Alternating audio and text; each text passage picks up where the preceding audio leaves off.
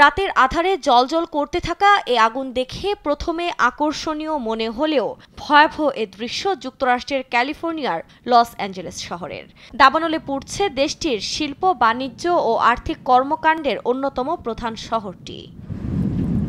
আগুনের লেলিহান শিখার ভয়াবহ এ চিত্র এরই মধ্যে ছড়িয়ে পড়েছে সামাজিক যোগাযোগ মাধ্যমে, যেখানে দেখা যায় প্যাসিফিক প্যালিসেডের লোকালয়ে ধেয়ে আসছে আগুন। এতে প্রাণে বাঁচতে পালাচ্ছেন বাসিন্দারা। আগুন দ্রুত ছড়িয়ে পড়ায় আশ্রয় কেন্দ্রগুলোতে অবস্থান করছেন স্থানীয়রা। আমার আবাসস্থল এবং অন্যান্য আশপাশের আবাসস্থলগুলি সবই আগুনের দ্বার প্রান্তে ছিল, তাই আমাদের বেরিয়ে আসতে হয়েছিল। আমাদের কোনো উপায় ছিল না। কর্তৃপক্ষ জানায় স্থানীয় সময় মঙ্গলবার শুষ্ক আবহাওয়ার কারণে হঠাৎই এ দাবানল শুরু হয়। এরপর কয়েক ঘন্টার মধ্যে আগুনের আকার বাড়ে 6 গুণ। এরই মধ্যে পুড়ে ছাই হয়েছে 3000 একরের বেশি এলাকা। বিদ্যুৎ বিচ্ছিন্ন অন্তত 50,000 বাসিন্দা।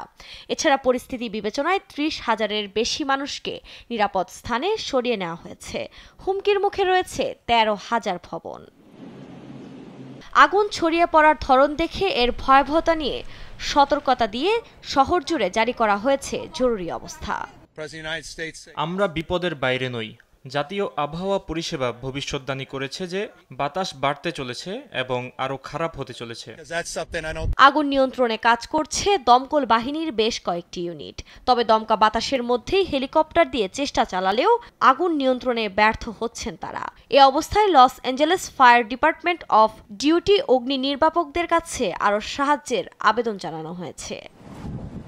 এদিকে ক্ষতিগ্রস্ত এলাকার বাসিন্দাদের সতর্ক থাকার পরামর্শ দিয়েছেন মার্কিন প্রেসিডেন্ট জো বাইডেন। তাদের সহায়তায় মার্কিন প্রশাসন সর্বোচ্চ চেষ্টা চালাবেন বলেও আশ্বস্ত করেন তিনি। আফরিন মৌ, নিউজ ডেস্ক, দেশ টিভি।